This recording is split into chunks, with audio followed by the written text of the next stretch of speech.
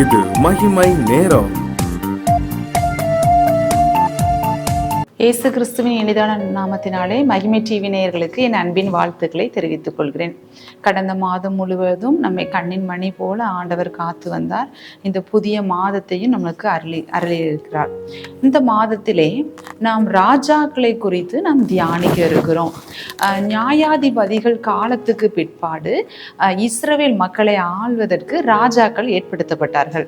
இந்த ராஜாக்களுடைய வாழ்க்கையில் நடந்தது, அவர்களுடைய வாழ்க்கையில் அவங்க என்ன பின்மாற்றம் அடைந்தார்கள், எது அவர்களுடைய தோல்விக்கு காரணமாக இருந்தது அப்படிங்கிறத நம்ம தியானிக்க இருக்கிறோம்.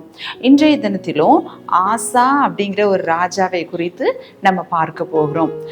இந்த ஆசா ராஜாவுடைய தகப்பனார் வந்து அபியா, தாயார் வந்து மாக்காள். இந்த ஆசா ராஜா 41 வருடங்களாக இந்த கோத்திரங்களை ஆட்சி செய்தார், அரசாட்சி செய்கிறவராக இருந்தார். இவர் கர்த்தருக்கு மிகவும் செம்மையானபடி இவர் நடந்தார். கர்த்தருக்கு பிரியமானவைகளை இவர் செய்தார். விக்கிர தோப்புகளை எல்லாம் அடித்து, அந்த விக்கிரகங்களை எல்லாம், சிலைகளெல்லாம் அடித்து நொறுக்கி போட்டார். அந்த தேசத்துல அந்த மக்களை வழி விலக செய்யும்படியாக இருந்த நரகலான விக்கிரகங்களை எல்லாம் இவர் அடித்து நொறுக்கினார். அதுல வந்து இவருடைய தாய் மாகாளும் ஒரு விக்கிரகத்தை ஏற்படுத்தி வணங்கி கொண்டிருந்தாங்க. அந்த விக்கிரகத்தையும் அடிச்சு தவிர்த்தெடுத்துட்டு அவங்க தாய் வந்து தன்னுடைய தாயார் தான், ராஜகுமாரத்தி தான், ஒரு ராஜாத்தி தான், ஆனா கூட ஆண்டவருக்கு பிரியமில்லாம அவங்க நடந்ததுனால அவங்கள ராஜாத்தியாக இராதபடிக்கு தன்னுடைய தாயை தள்ளி விட்டாராம் இவர். அப்போ பாருங்க, ஆண்டவருக்கு ஃபர்ஸ்ட் ப்ரிஃபரன்ஸை கொடுத்துருக்கிறார். என்ன, மற்றவர்களுக்காக ஆண்டவரை அவர் விட்டு விடவில்லை, மனுஷர்களுடைய முகத்தையும் அவர் பார்க்கவில்லை. இவ்வாறாக இந்த ஆசா ராஜா செம்மையானவற்றை செய்து கொண்டு வந்தார். அப்போ கொஞ்ச நாள் கழிச்சு ஒரு குட்டி அரசர், ஒரு சிற்றரசர் வந்து இந்த ஆசா ராஜ்யத்தின் மேல யுத்தம் பண்ண வரும் பொழுது இவருக்கு வந்து ஆண்டவரை நோக்கி விண்ணப்பங்களை ஏறெடுக்கிறார், ஆண்டவரை நோக்கி ஜெபம் செய்கிறார். ஏன்னா இந்த ஆசா ராஜா கிட்ட இருந்தது 5,80,000 போர் வீரர்கள். ஆனா போர் தொடுக்க வந்த எதிரி நாட்டு படையினருடைய வீரர்களோ 10 லட்சம் பேர். இப்போ இவங்களுக்கு இதை விட அது டபுளா இருக்குதுன்னு. ஆனா ஆசா வந்து ஆண்டவரை செம்மையாய் பின்பற்றினார், உறுதியாய் அவரை பற்றியும் கொண்டார். அதனால ஆண்டவர் அந்த காரியத்துல, அந்த யுத்தத்துல ஆசாவுக்கு ஒரு மிகப்பெரிய வெற்றியை கொடுத்தார், ரொம்ப ஒரு வெற்றியை கொடுத்தார். கொஞ்ச நாள் இப்படி 35 வருட காலங்களாக அவருடைய அரசாட்சி ரொம்ப ஸ்மூத்தா போயிட்டு தான் இருந்துச்சு. 36வது வருடத்துல இந்த சீரியா ராஜா இவங்களுக்கு எதிராக படை தொடுத்து ஒரு ராஜா வர்றாங்க, எகிப்து ராஜா.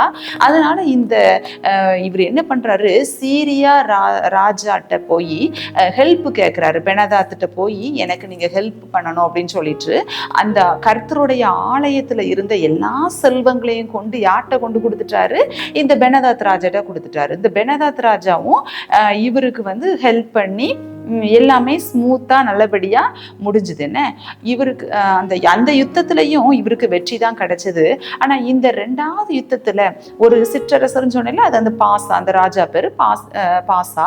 இந்த பாஷா ராஜாவுக்கு பயந்து இவர் ஆண்டவர்கிட்ட தான் ஆக்சுவலா போயிருந்துருக்கணும்னு. ஆனா ஆண்டவரை சார்ந்து நிற்காம, இது ஒரு சின்ன காரியம்தான், இவர் ஒரு மனுஷர் மேல நம்பிக்கை கொண்டவராக, மனுஷருடைய உதவியை நாடினவராக இருந்தார். இது ஆண்டவருக்கு ரொம்ப வருத்தம். சரியா, நம்ம பையன் நம்மளை தேடி வராம ஒரு மனுஷனை தேடி போயிட்டானன்னு சொல்லிட்டு ரொம்ப வருத்தம். அதனால தீர்க்கதரிசிகள் மூலமாக இந்த ஆசா கிட்ட வந்து கர்த்தருடைய வார்த்தை வருதுன்னு, நீர் இந்த காரியத்துல மதியினமா நடந்து கொண்டீர், நீர் வந்து மனுஷரை போய் நம்பி விட்டீர், அந்த ராஜா மேல நம்பிக்கை வந்துட்டு ஆண்டவர் மேல நம்பிக்கை இல்லாம இருந்துட்டீர் அப்படின்னு சொல்லிட்டு சொல்றாரு. ஆனாலும் கூட இவருக்கு வந்து கோபம் தான் வருதுன்னு. அந்த தீர்க்கதரிசி பேரு அனானி. அந்த அனானி தீர்க்கதரிசி மேல கோபப்பட்டு அவரை சிறையில அடைச்சிட்டாரு. சரியா, இப்போ நம்மளும் ஆண்டவரை பின்பற்றி வரும் பொழுது ஏதோ ஒரு சில வேளைகள் நம்மளுக்கு செங்கடல் மாதிரி இருந்த பிரச்சனைகளையே ஆண்டவர் அழகா ஸ்மூத்தா அதை ரெண்டா பிளந்து பாதையை ஏற்படுத்தி தந்திருப்பாருன்னு. ஆனா ஒரு சின்ன விஷயத்துக்காக நம்ம ஆண்டவரை தேடி போகாம ஏதோ ஒரு மனிதருடைய உதவியை நாடி தேடுகிறவர்களாக இருந்திருப்போம். அது ஆண்டவருக்கு வருத்தத்தை அளிக்கிறதாக இருக்கிறது.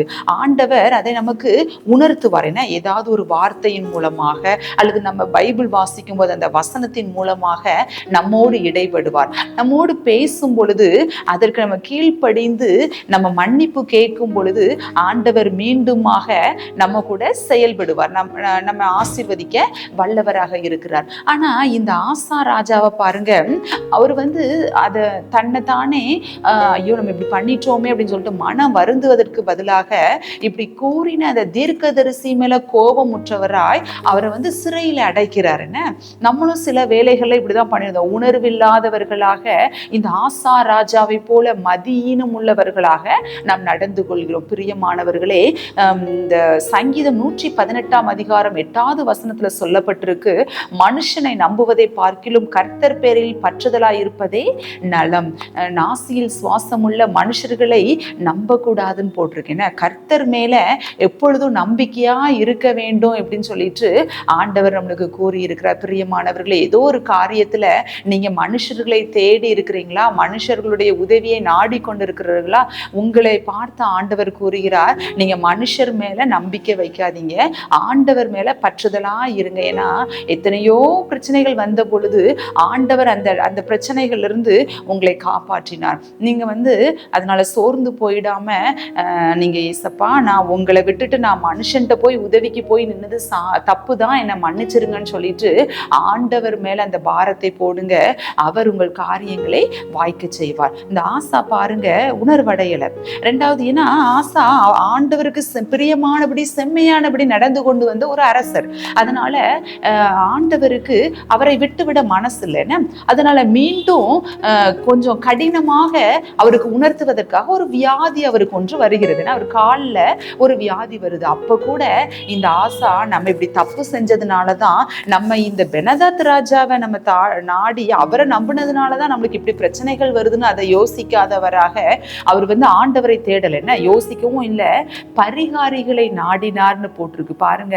இந்த இடத்துல இந்த ராஜாவுக்கு, இந்த ஆசா ராஜாவுக்கு இந்த விஷயத்துலதான் சறுக்கல் ஏற்பட்டது. ஆண்டவரை விட்டு பின்மாற்றம் அடைகிறவராக இருந்து விட்டார். அந்த வியாதியின் உக்கிரம் அதிகமாக இருந்த போதிலும் கூட அவர் ஆண்டவரை தேடாதவராக பரிகாரிகளையே தேடி ஓடுகிறவராக இருந்தார். அப்புறம் நம்ம இறுதியில மரணமும் அடைஞ்சு விட்டார். பிரியமானவர்களே, நம்ம ஏதோ ஒரு விஷயத்துல ஆண்டவர் மேல நம்பிக்கை வைக்காம ஏதோ ஒரு விஷயத்தின் மேல, நம்ம திறமையின் மேல அல்லது ஏதோ ஒரு மனிதர்கள் மேல நம்ம நம்பிக்கை வைத்திருக்கலாம். இன்று ஆண்டவர் சொல்லுகிறார், நீ என் மேல நம்பிக்கை வையு, நான் உனக்கு எத்தனையோ விஷயத்துல, எத்தனை ஒரு வியாதியிலிருந்து நான் உன்னை குணமாக்கி இருக்கிறேன், எத்தனை ஒரு கடன் பிரச்சனையிலிருந்து நீ வெளியிலேயே வர முடியாதுன்னு நினைச்சிட்டு இருந்த ஒரு இக்கட்டான சிச்சுவேஷன்ல இருந்து கூட நான் உன்னைய வெளியில எடுத்துட்டு வந்திருக்கிறேன். ஆனா நீ என் மேல நம்பிக்கை வைக்காம ஒரு மதீனமாய் நடந்து விட்டே, புத்தியீனமாய் நீ செயல்பட்டுட்ட அப்படின்னு சொல்லிட்டு ஆண்டவர் ரொம்ப வருத்தத்துல இருக்கிறாரு. நம்ம மனம் வருந்தினவர்களாக, நம்மளுடைய தவறை நம்ம உணர்ந்தவர்களாக ஆண்டவரை நாடி நம்ம வரும் பொழுது ஆண்டவர் நம்மளை ஆசீர்வதித்து நம்ம வாழ்க்கையில நம்ம கூட டிராவல் பண்ண அவர் வல்லவரா இருக்கிறார். ஒருவேளை ஆசா ராஜா அது மனம் வருந்தி இருந்தாரு அப்படின்னா அந்த வியாதியை நீக்கி ஆண்டவர் சுகத்தை கொடுத்திருப்பார். பிரியமானவர்களே, நீங்க ஏதோ ஒரு விஷயத்த தவறு இருப்பீங்க அப்படின்னா இன்று அதை சரி செய்து கொள்ளுங்க. ஆண்டவர் உங்களை ஆசீர்வதிப்பார். ஜெபம் செய்வோமா? அன்புள்ள ஏசப்பா, அந்த அருமையான வேலைக்காக உமக்கு நன்றி சுவாமி. இந்த ஆசா ராஜா கர்த்தருடைய உம்முடைய பார்வைக்கு எவ்வளோ செம்மையானபடி நடந்தாங்க. ஆனாலும் ஒரு சிறிய காரியத்துல மனிதன் மேல நம்பிக்கை வச்சு அவங்க வியாதிப்பட்டு மரணம் அடைஞ்சிட்டாங்க. ஏசப்பா, நாங்க கூட சில வேலைகள்ல உண்மையில நம்பிக்கை வைக்காம மனுஷர்களை நம்பியோ அல்லது எங்கள் திறமைகளை நம்பியோ நாங்கள் ஓடிக்கொண்டிருக்கிறோம். அந்த தவறுகளை எங்களுக்கு மன்னிங்க ஏசப்பா. நாங்கள் உமக்கு பிரியமாக நடக்கணும். எங்களுடைய நம்பிக்கையை நாங்கள் உண்மையிலே வைக்கிறோம் ஏசப்பா. நீங்களே காரியங்களை வாய்க்க செய்யுங்க, வழி நடத்துங்க. இயேசுவின் ஜெபிக்கிறோம் ஜீவனும் பரிசுத்தமுள்ள நல்ல பிதாவே, ஆமென்.